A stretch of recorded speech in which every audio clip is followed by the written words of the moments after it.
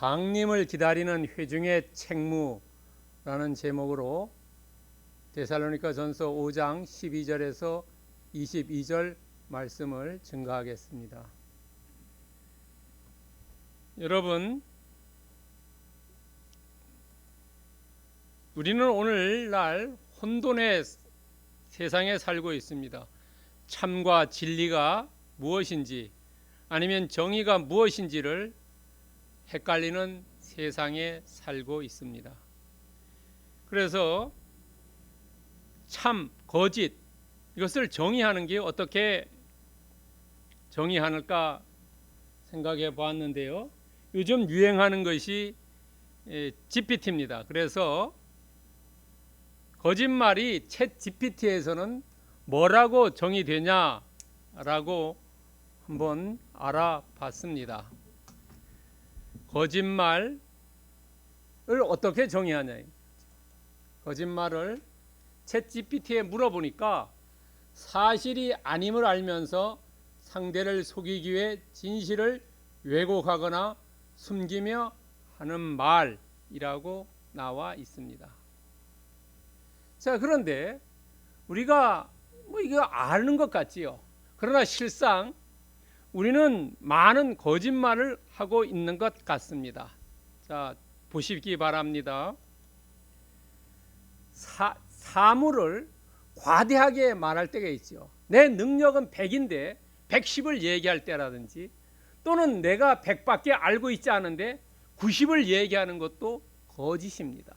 과대하게 얘기하는 것도 거짓이고 과소하게 얘기하는 것도 거짓입니다. 그 다음에 내가 듣지 않은 것을 얘기하는 것도 거짓입니다. 그리고 내가 보지 않은 것을 본 것처럼 얘기하는 것도 거짓입니다. 그리고 내 생각대로 추정해서 얘기하는 것도 거짓입니다. 그리고 현실을 왜곡해서 얘기하는 것도 거짓입니다. 그리고 그것을 가짜로 위증하는 것도 거짓입니다.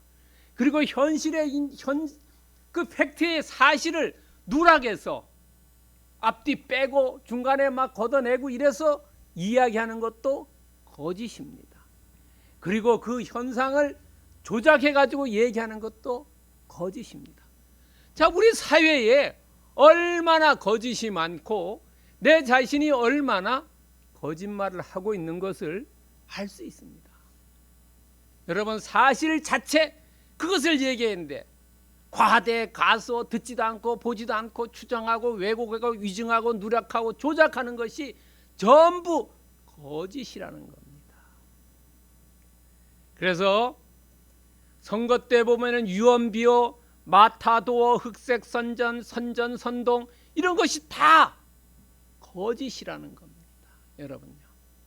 그런데 거짓을 말하고 이런 사람이 왜 거짓말을 말하냐 하면은 어릴 때 상처를 많이 받은 사람, 사랑을 많이 받지 못하고 자란 사람, 왜곡된 청춘을, 어린 시절을 보낸 사람들이 특별히 거짓말을 많이 하더라는 겁니다.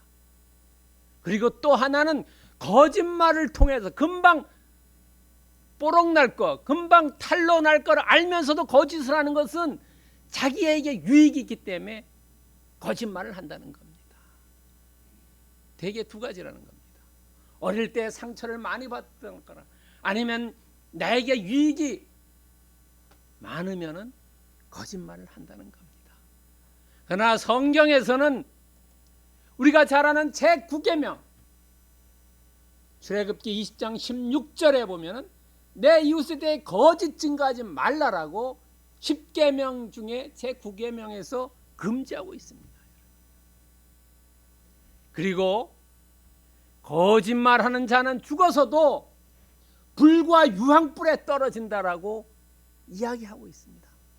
계시록 21장 8절에 보면은 거짓말하는 모든 자들은 불과 유황에 타는 못에 던져진다. 우리가 이 땅을 떠나서 주님 전에 갈기 전에 심판받을 때 거짓말 많이 한 사람은 불과 유황불에 지옥불에 떨어져 죽는다는 겁니다. 그렇기 때문에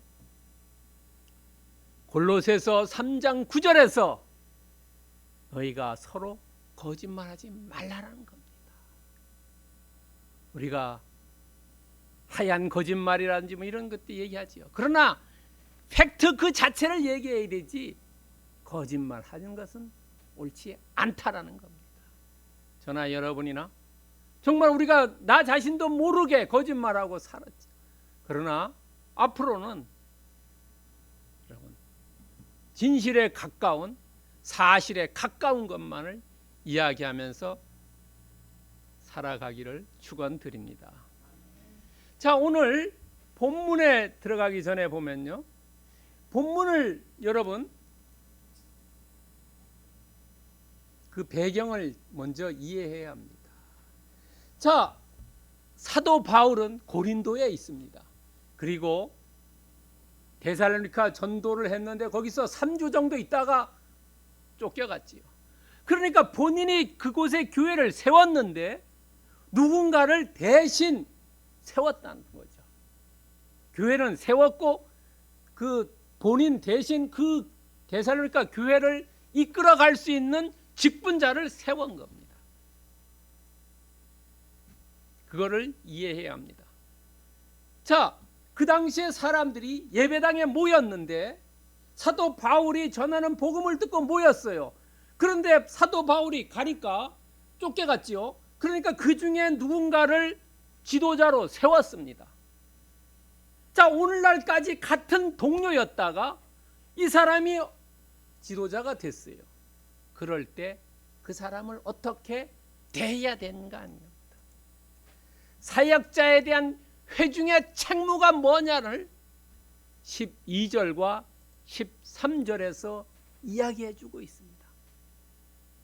여러분, 예수님도 고향에서는 존중을 받지 못했지요. 왜 그렇겠습니까? 야, 제가 목수집 아들이 아니냐라고 얘기하지요. 왜냐하면 예수님을 인정해 줄 수가 없다는 거지요. 그러나 이 데살로니가 교회에서도 야, 오늘날까지 같은 너나 나나 같은 성도였는데 야, 네가 무슨 우리의 지도자가 될 수 있느냐라고 이야기하는 거예요. 그랬을 때에 이 글을 쓰면서 사도 바울이 데살로니가 사람들에게 야, 상하간에 회중의 생활 지침이 어떻게 돼야 되는 거, 너희들의 책임이 어떻냐라는 것을 이야기하고 있습니다. 첫 번째, 그 지도자인 사역자는 세 가지의 할 일이 있다.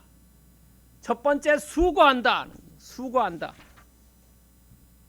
자, 여기 수고는 이중적인 의미가 있습니다.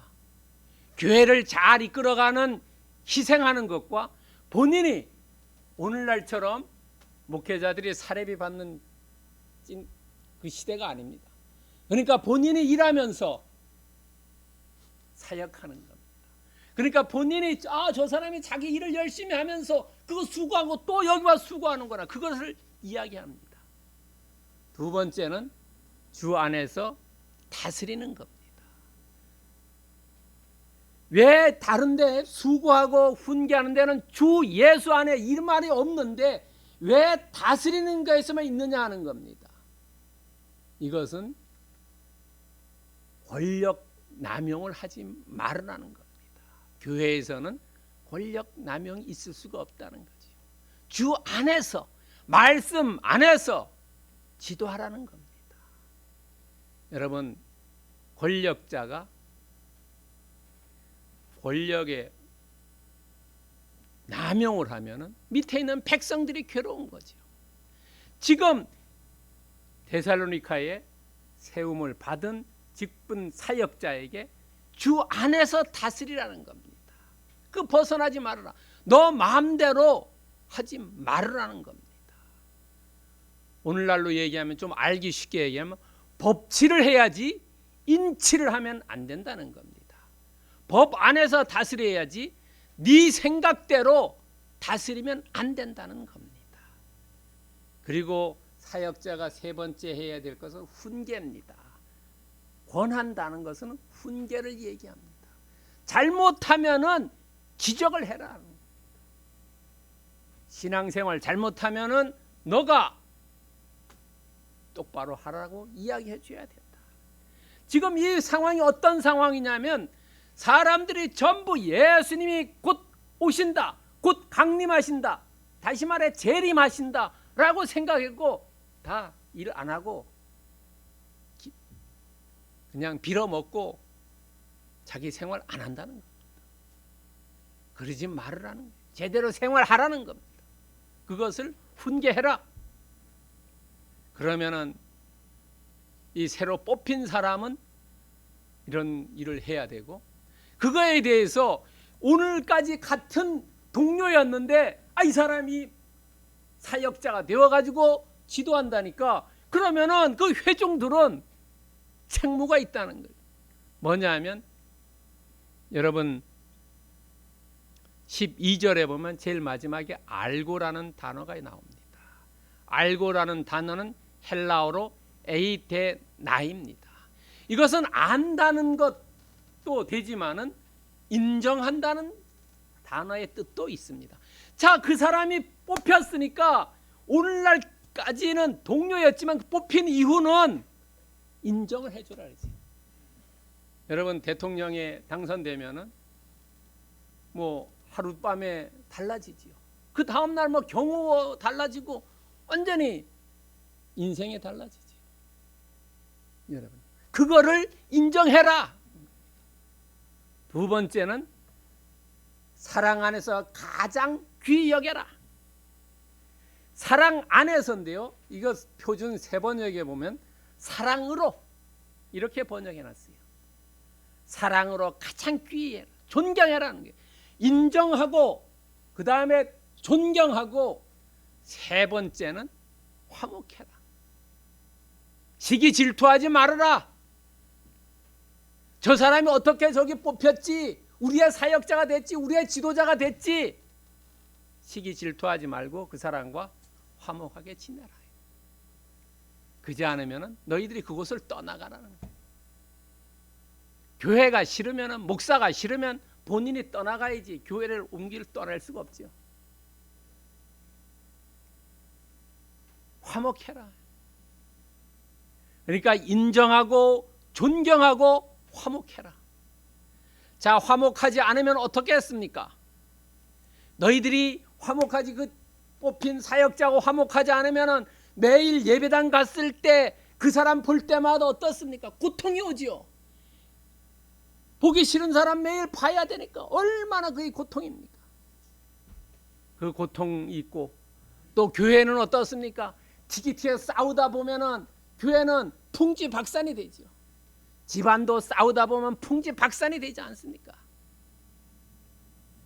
그리고 그 교회에 대한 이미지는 완전히 먹칠을 하는 거죠. 그렇기 때문에 너희들이 화목해라. 아니면은 요즘 카톡에도 조용히 나가기가 있죠. 조용히 나가라는 겁니다. 조용히.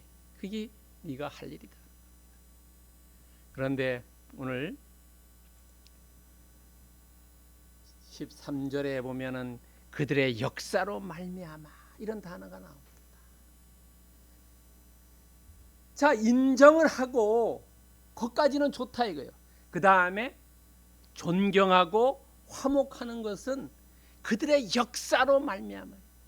그들의 역사라는 것은 뭐냐면 사역자의 열매를 보고 존경해라는 겁니다. 말로만 하는 그건 엉터리다. 그 사람이 어떤 열매를 맺느냐, 어떤 결과를 가져오느냐, 그걸 보고 존경을 해라는 겁니다. 무작정 존경하면 안 된다는 거예요. 무작정 선거할 때 무작정 찍으면 안 된다는 겁니다. 잘 비교해보고 찍어야 된다는 겁니다. 사역자의 열매를 보고, 마태복음 7장 16절에서 얘기하죠. 그들의 열매로 그들을 안다고 했어요. 여러분요, 우리 자신도 정말로 좋은 열매를 후손들에게 남겨줘야 되지만 우리의 지도자들도 그 사람이 열매를 봐야 된다는 거죠. 열매를 제대로 맺지 못하는 사람은 어떻습니까? 빨리 처단해야 된다는 거죠. 여러분, 나무 어떻습니까? 감귤나무 열매 못 맺으면 3년 동안 열매 못 맺으면 잘라서 불태우는 거죠. 열매로 안다는 겁니다. 자, 우리 12절과 13절에서 우리에게 주는 교훈은 뭐냐면 질서 있는 생활이라는 겁니다. 어느 집단에서나 질서를 지켜야 된다는 거죠. 여러분, 마태복음에 보면 가라지 비유 나오죠. 가라지 뽑지 말라 그랬죠. 추수 때 안다 그랬죠. 추수 때 열매를 맺는 것과 열매를 맺지 못하는 그 가라지, 그때까지 기다려야 된다. 그때까지 질서 있는 생활을 해야 된다는 거죠. 우리는 어느 집단 어디에서나 질서 있는 생활을 해야 된다.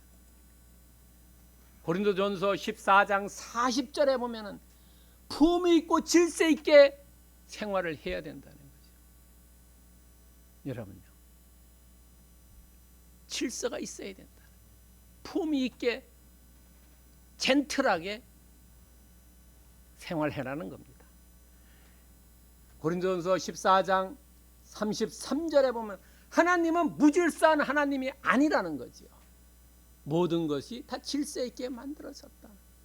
여러분, 창세기 1장에 보면은 천지 창조할 때 다 질서 있게 만들어집니다. 3일과 3일을 대조해 보면 딱 맞습니다. 처음 3일과 뒤 3일을 서로 이렇게 연관이 있어요. 그리고 마지막 7일째 쉬는 거지. 하나님은 결코 무질서한 하나님이 아니다. 질서의 하나님이다. 여러분, 예수님도 가나의 혼인잔치에서 질서를 몸소 보여주십니다. 독에 물을 갖다 부은 다음에 포도주가 됐는데 그 포도주를 바로 사람들에게 갖다 주지 말고 그 연회장의 최고 장인 연회장에게 갖다 줘라. 그 사람이 나누어 주게 해라. 어떻습니까? 보통은 야, 내가 했으니까 내가 나눠줘야지 이러지요. 그게 아니라는 겁니다. 질서의 하나님이고 질서의 예수님이라는 거죠. 예수님도 질서를 지켰다는 겁니다.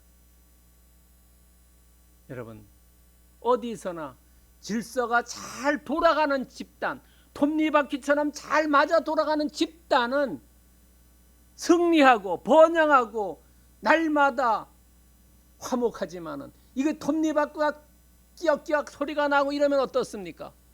파탄이 나면 그 멸망의 길로 가는 겁니다. 어느 집단에서나 어느 사회에서나 어느 가정에서나 어느 교회에서나 잘 질서 있게 돌아갈 때 그곳에 주님의 축복이 임할 줄 믿습니다. 두 번째는 신자들에 대한 회중의 책무입니다. 신자들요. 14절과 15절입니다. 회중 상호 간의 지침입니다. 우리는 교회에서 서로 어떻게 책무를 질 것이냐 하는 겁니다. 자, 교회에는 자기 혼자 신앙생활을 잘 하는 사람도 있지만은 돌봄이 필요한 사람이 있어요. 케어가 필요한 사람이 있어요. 그런 사람은 게으른 자들에 대해서 권계해라.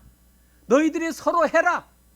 게으른 자라는 건 뭐냐면, 야, 예수님이 오시는데 내가 일해서 뭐하냐. 그때 오시면 우리가 같이 다 휴거할 텐데 일하지 말자. 빌어먹고 빈둥빈둥 대자. 이런 사람들을 야, 그러면 안 돼. 열심히 일해야 돼. 여러분, 예수님이 오실 때 맷돌 돌리는 사람, 박 가는 사람, 이런 사람들 두 사람 중에 한 사람만 데려가죠. 잘 한 사람만 데려가는 겁니다. 게으른 사람 데려가지 않습니다. 그리고 마음이 약한 자들, 신앙이 미숙한 사람, 소심한 사람, 신앙이 미숙한 사람 뭐냐? 구원의 확신이 없고 심판에 대한 두려움을 가진 사람, 이 사람들을 격려해 줘라. 구원의 확신이 없는 사람, 예수님을 믿으면 구원의 확신이 생기고 심판을 받지 않는다는 그런 것을 격려해 줘라. 그리고 힘이 없는 자들을 붙들어 줘라. 힘이 없는 자라는 것은 육신의 힘도 되지만은 영적인 힘 또는 경제적으로 자립하지 못한 사람들, 이런 사람들을 붙잡아 줘라. 그러면서 이런 사람들을 봤을 때 너희들이 교회 성도들끼리, 회중들이 그 사람이 볼 때마다 어떻습니까? 오래 참으라는 겁니다. 오래 참으라. 그렇게 권계하고 격려해주고 붙들어 주는데도 불구하고 계속 어린아이 같던 신앙을 가진다 하더라도 그 사람이 성숙할 때까지 기다려라. 그리고 그 사람에 대해서 악을 갚지 말아라. 악으로 악을 갚지 말아라. 여러분, 자녀가 잘못하면 어떻습니까? 야, 너 오늘 저녁에 밥 먹지 말아라. 밥 안 줄게. 이게 악의 악을 갚는 겁니다. 무슨 얘기인지 이해됩니까? 자녀가 말을 안 들어가지고 뭐 하면 야, 오늘 저녁에 굶어 이러는 거예요. 그게 악으로 악을 갚는 겁니다. 우리는 자기도 모르는 사이에 불식간에 악으로 악을 갚는 행위를 해왔습니다. 선을 따르라는 것은 따르는 것이 아니라 선을 쫓으라는 것을 이야기합니다. 자, 오래 참고 악을 악으로 갚지 말고 선을 쫓으라. 이것은 뭐냐면 우리나라 속담에 미운 놈 떡 하나 더 주라는 의미입니다. 바로 이게요. 미운 놈 떡 하나 더 주라는 것이 오래 참고 악을 악으로 갚지 말고 선을 따르는 것, 선을 쫓는 것, 이것이 우리나라 속담으로 말하면 미운 놈 떡 하나 더 주라는 얘기입니다. 미운 놈요. 미우치만은 그런 마음 갖지 말고 떡 하나 더 주고, 떡 하나 더 주는 것은 선을 쫓는다는 행위입니다. 그리고 그것이 처음에는 너희들 서로가 하고 나중에 신앙이 조금 더 넓어지면은 모든 사람에게 해라. 그런데 갈라디아서 6장 10절에 보면은 그러므로 우리는 기회 있는 대로 모든 이에게 착한 일을 하되 더욱 믿음의 가정들에게 할 것이다. 크리스찬들, 우리 교회에 먼저 교회를 잘 돌보고 밖으로해야지. 교회는 헐벗게 만들어 놓고 밖에 돌보는 거, 그거는 목사님의 명예를 위해 사는 겁니다.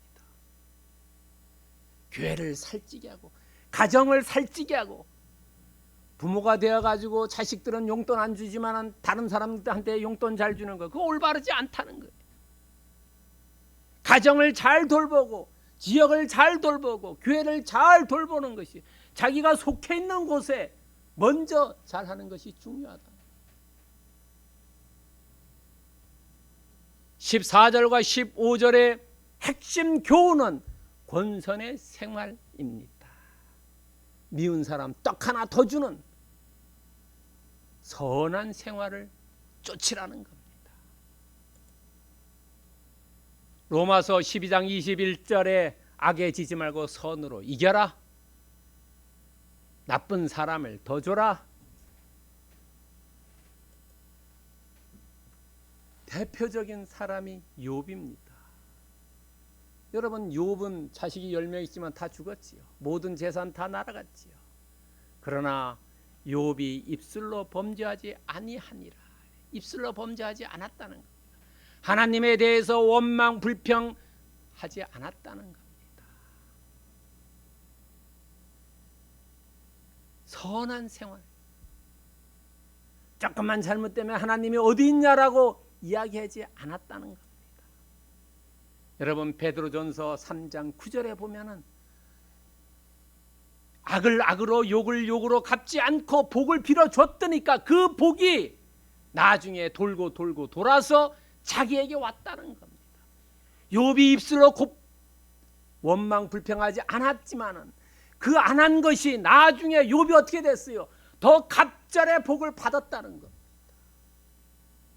미운 놈 떡 하나 더 주는 것이 그 떡이 돌고 돌고 돌아서 떡이 두 개가 자기한테 돌아온다는 겁니다. 그래서 우리는 선한 생활을 해야 한다는 겁니다. 여러분, 선한 생활이라는 것은 조금 더 알기 쉽게 얘기하면 말씀에 충실한 삶입니다. 악이라는 것은 말씀을 따르지 않는 것이 악입니다. 세상 사람들은 죽이고 뺏고 강도질하고 이러는 것이 악이지만 성경에서 악은 그런 것들을 포함한 하나님의 말씀을 따르지 않는 것, 그게 악입니다. 권선 생활, 선을 쫓는 것, 말씀을 쫓는 삶, 그런 삶을 사시기를, 그래서 복을 2배로 갑절로 받는 혼속들 되기를 축원드립니다. 세 번째는 공예배에 대한 회중의 책무입니다. 공예배요. 16절에서 22절의 말씀입니다. 개인 신앙생활의 지침입니다. 여러분, 첫 번째 교회와 개인 차원입니다. 16절과 18절에 나옵니다. 기기감입니다. 기뻐하고 기도하고 감사하는 겁니다. 기뻐하고 기도하라는 것은 시간이고 감사하라는 것은 환경에 대한 겁니다. 항상 기뻐해라. 쉬지 말고 기도해라. 범사에 감사하라. 이것이 교회에 대해서도 얘기하는 것이고 개인적인 차원에서도 얘기하는 겁니다. 그 다음에 성령을 소멸하지 말고 예언을 멸시하지 말고 범사에 헤아려 좋은 것을 취하고 악은 어떤 모양도 버려라. 이것은 교회와 공동체 차원에서 이야기하는 겁니다. 왜냐하면 여기에 나온 동사 8개가 전부 복수로 되어 있어요. 여러분, 한글 성경이나 영어 성경 보면은, 영어 성경 NIV 보면은 전부 동사가 단수로 나오지만은 헬라어 원서의 동사는 다 복수로 나옵니다. 복수로 나온다는 것은 주어가 2사람 이상이라는 거죠. 그렇기 때문에 이 기뻐하고 기도하고 감사라는 것은 교회 자체를 얘기하는 겁니다. 성령을 소멸하지 말고 예언을 멸시하지 말고 헤아려 취하고 악은 버리라는 것은 교회 자체를 얘기하는 겁니다. 그렇지만은 우리는 각자이기 때문에 개인의 차원에서의 신앙생활도 이야기할 수 있습니다. 기뻐하고 기도하고 감사라는 것은 하나님의 뜻이라고 분명하게 규정되어 있습니다. 그것은 매우 매우 강조하기 때문에 그렇습니다. 여러분, 성령을 소멸하지 말라, 이 말씀은 무엇냐 하면은 성령께서 우리에게 주시는 감동, 깨우침, 찔림, 인도하심, 이런 것들을 따르지 않는 것을 이야기합니다. 여러분, 성령의 인도하심이 있지요. 그때 보니까 내가 그 성령 인도하심을 거꾸로 갔더라. 그게 바로 성령을 소멸하는 겁니다. 성령의 감동, 깨우침, 찔림, 인도하심, 성령의 은사를 사용하지 않는 것, 성령의 역사를 막아버리는 것, 그런 것들이 소멸하는 겁니다. 그리고 예언을 멸시하지 말라는 것은 하나님의 말씀을 가볍게 여기지 않는 것을 얘기합니다. 성경의 해석과 적용을 제대로 멋대로 하는 것, 그거 멸시하는 겁니다. 그렇기 때문에 여기서 잘 보면 성령을 소멸하지 말고 예언을 멸시하지 않고, 그런데 이 공동체 차원에서 이야기되는 것을 잘 헤아려 봐라. 분별을 잘 해라. 그리고 그 중에서는 취할 거는 취하고 버릴 것은 버려라는 겁니다. 여러분요. 여러분, 우리가 항상 어느 집단에 가서나 교회에서나 가정에서나 사람들을 만났을 때에 정말로 좋은 말씀은 취하고 저거는 좀 이상하다면 버려야 되지요. 여러분요.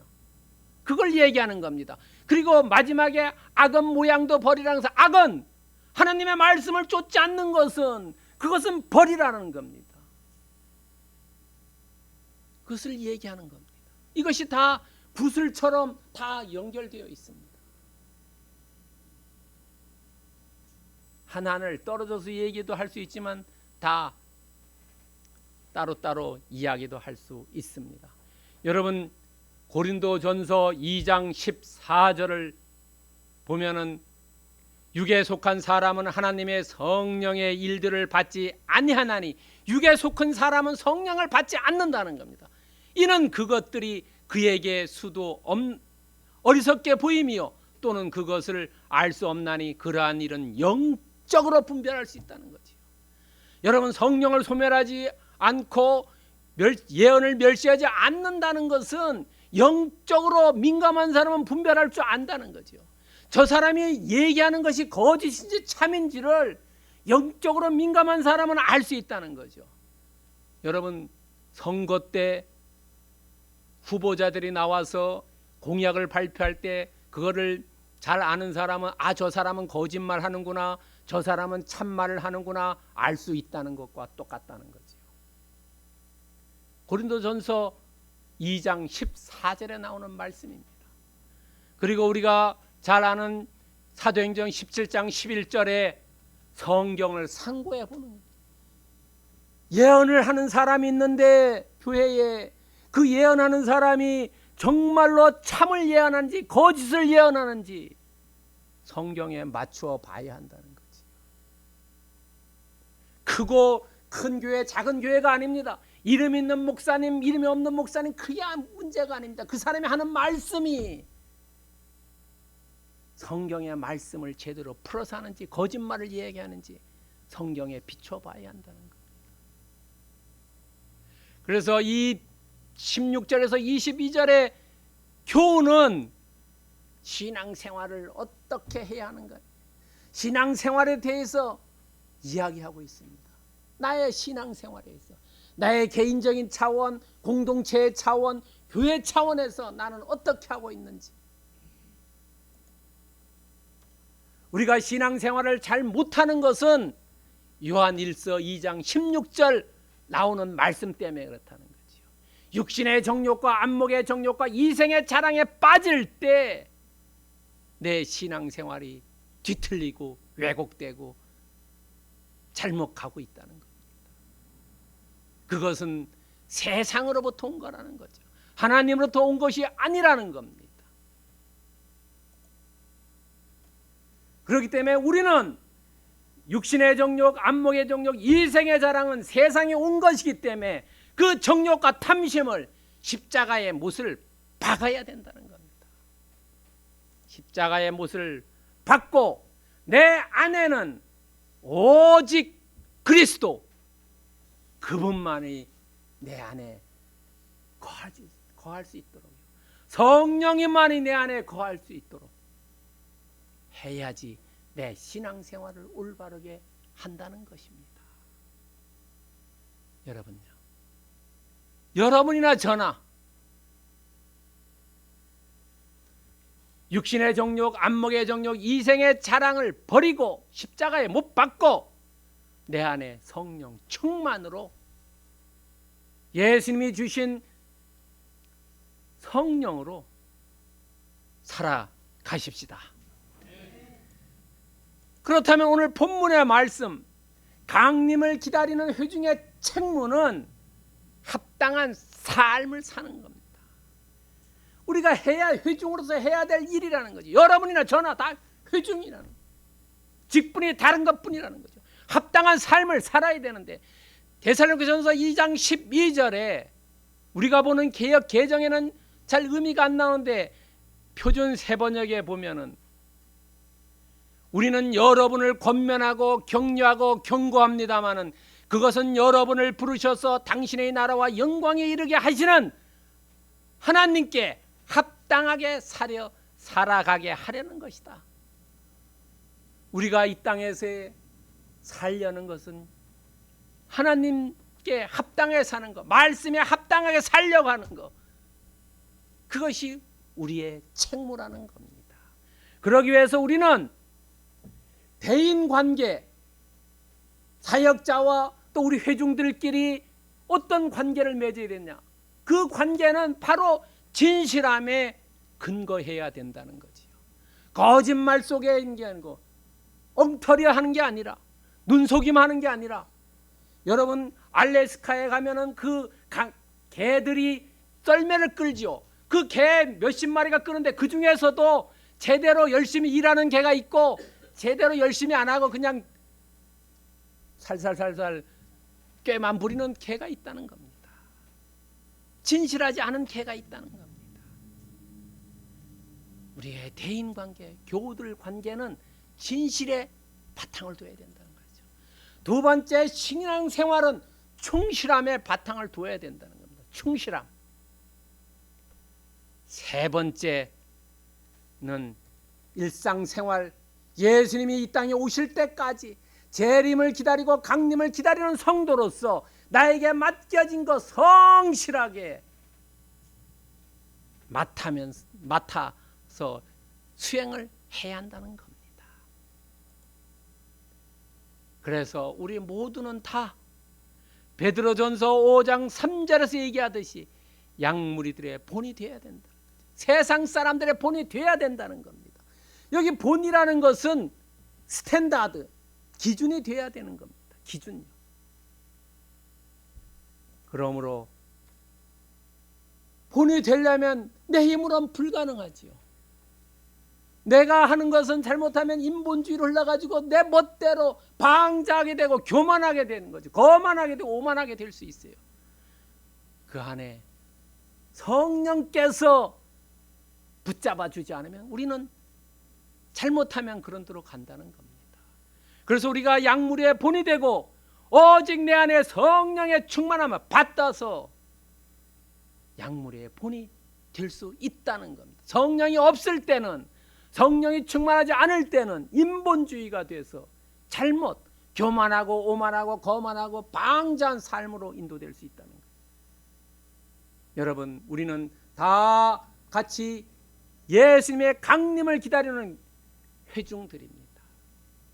그러나 우리가 가슴속에 늘 성령 충만이 되어서 많은 사람들에게 예수님의 재림을 기다리고 강림을 기다리는 사람은 이런 사람들이다라고, 대인관계에서 진실하고 신앙생활에서 충실하고 일상생활에서 성실하는 삶을 살 때 될 수 있다는 거지요. 오늘 나오신 모든 분들은 그런 삶을 사시기를 그리스도 예수 이름으로 축원드립니다.